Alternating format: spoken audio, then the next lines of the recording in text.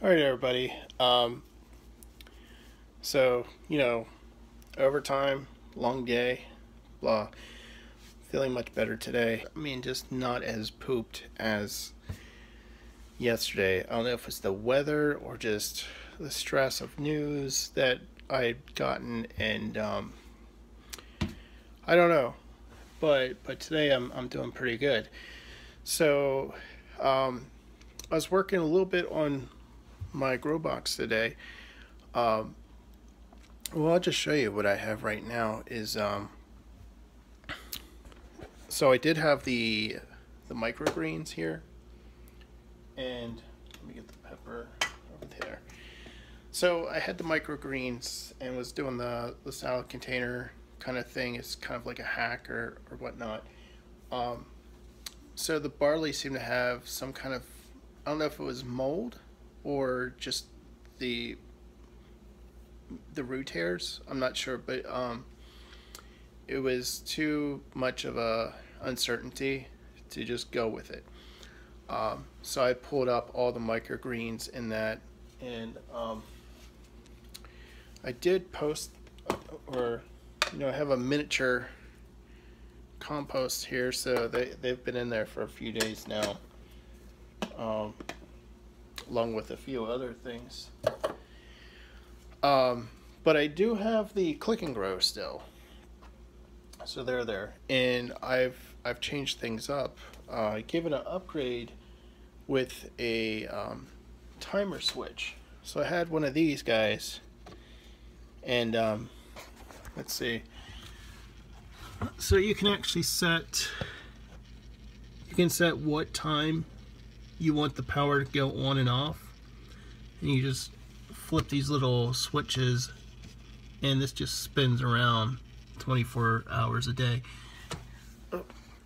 And I mean, I can hear it a little bit just cranking along a little bit by little bit.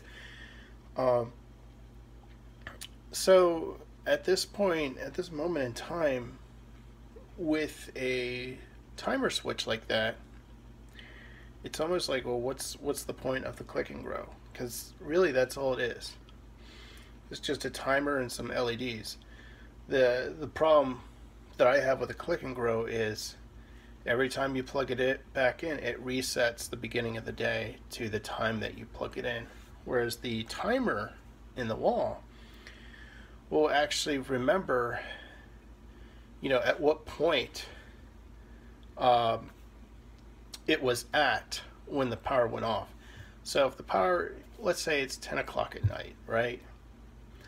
Power goes off for a minute, comes back on. The timer in the wall, he's still going to think it's 10 o'clock. The timer in the LED click and grow, he's going to think it's the beginning of the morning. So you're going to get a whole new cycle of light throughout the whole night. So, that doesn't work out well. Now I am concerned because a lot of these, well, I think it's all three of them. And let me see if I can get some light on in this area. So these guys, they look a bit droopy. I don't know if you can see that. You know what? I'll just spin this up, and maybe it'll. There we go. Look at that light. So I don't know. Each of the plants look. I don't know much about plants, but they don't. Something about them doesn't look right. Let me set the time back on here to. There we go. And that's the nice thing. I can move time. I can go forward in time, backward in time, and I can see what time it thinks it is. So if I come home and didn't realize the power was out, or I got a sneaking suspicion, I can look at that timer and verify it didn't go off for too long. So this has me thinking about an idea I had. Well, not I had, but I was starting to work on with my own little grow box. And I was talking about it this past weekend with some friends of mine, and one of them was very encouraging, recommending that I should check out some hacker spaces and stuff for some of my ideas, and he really liked the idea of the grow box because it seems like a very simplified thing to really set up.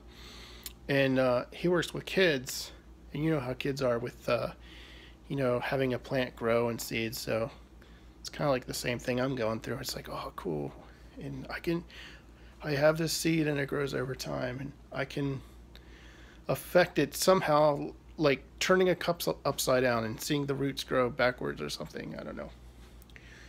So I was starting to work on the Arduino project again, but I decided tonight I was going to play with matrix displays, and I actually got something set up.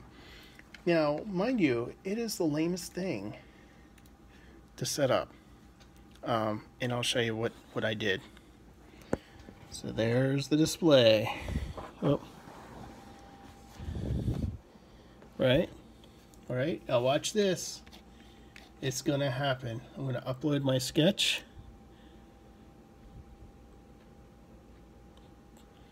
Did you see it? Let me do it again. Bam. Look at that. Went off, back on. Oh man. Yeah, so that took a bit of time actually to figure out how to initialize that screen and get it to receive data and send it a few commands to what is it? I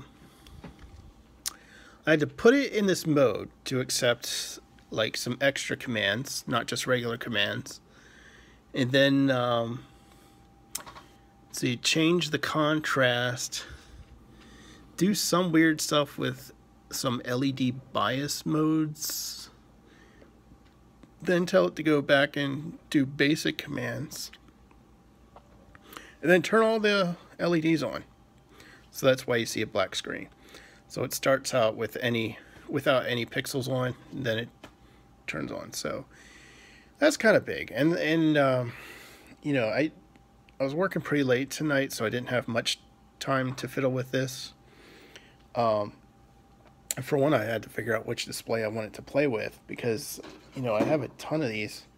Like, here's a overly complex one that actually sits on top of your Arduino, but I picked this one because it had less